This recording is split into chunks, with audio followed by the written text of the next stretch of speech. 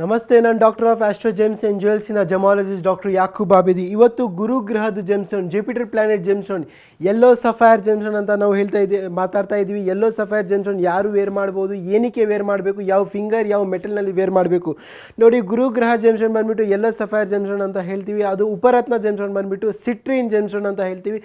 Yellow sapphire ನೀವು gemstone use ಮಾಡ್ಬೋದು ಅಥವಾ ಸಿಟ್ರಿನ್ ಜೆಮ್ಸ್ಟೋನ್ ನೀವು ಯೂಸ್ ಮಾಡಬೇಕು. ಗುರುವಾರ ಈ ಜೆಮ್ಸ್ಟೋನ್ ನೀವು ವೇರ್ ಮಾಡಬೇಕು.